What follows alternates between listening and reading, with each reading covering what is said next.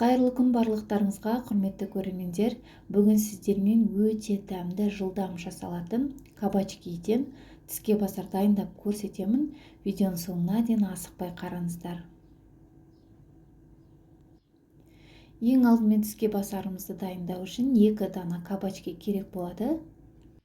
Кабачкиді жақсылап жуып, тазартып, артық жерлерін алып тастаймыз және дәл осындай етіп жұқалап тұрып тураймыз.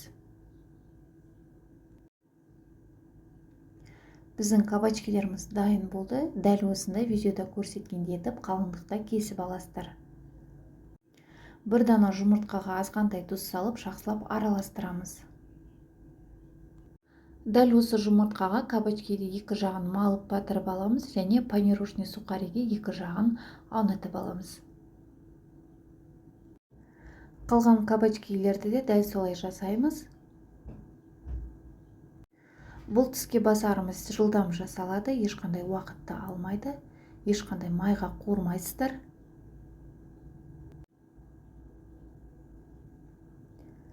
Дайын болған кабачкилерді табамызға саламыз.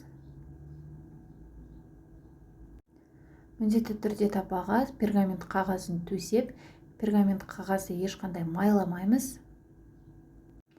Дәл осындай орталарын ашып, жайғастырып салып шығамыз.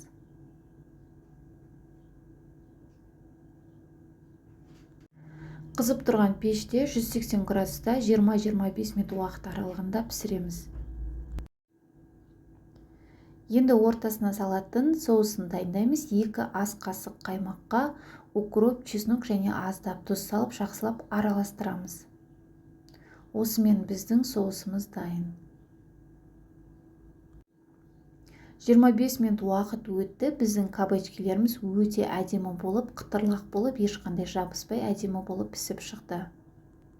Тіске басарымызды әсемдеу үшін бізге 1 дана қияр, 1 дана қызанақ және салат жапырақтары керек болады.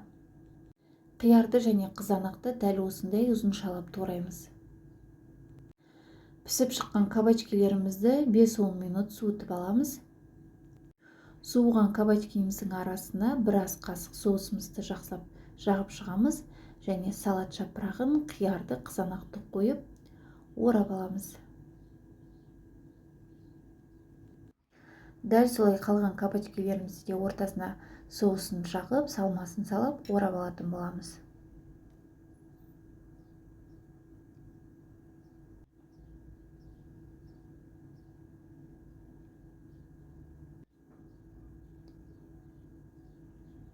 Осымен біздің жылдам жасалатын өте дәмді, қытырлақ тіске басарларымыз дайын болды. Құрметті көрермендер, сіздерде дәл осы мен көрсеткен рецептпен жасап көрсеңіздер болады. Бір жасағаннан дәл осындай өте дәмді, қытырлақ болып шығады.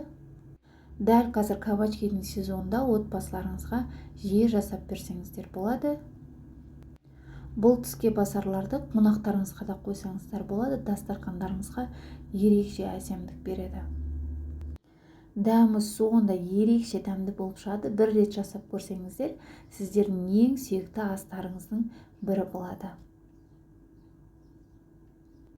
Жасалу жолы өте оп-оңай, ешқандай майға қуырмай, ағзаларыңызға пайдалы етіп, дәл осындай тіске басарларды отбасыларыңызға ұсынсаңыздар болады.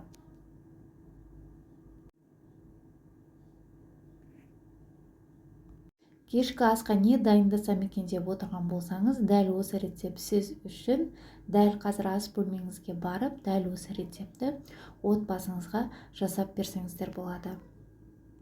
Құрметті көрермендер, менің каналымда түрлі әрі қызықты видеолар бар. Барлығы сіздер үшін. Дәл осындай қазақ тілдегі каналдардың дамуына үлестеріңізді қосып, менің каналыма тіркеліп, лайк басып, комментарий жазып, достарыңызбен, жақындарыңызбен бөлісуді ұмытпаңыздар. Менің каналымдағы түрлі пайдалы, қызықты әрі тойымды тағамдарды өткізіп алмау үшін міндетті түрде менің каналыма тіркеліп кетуді ұмытпаңыздар. Барлықтарыңызға ас болсын.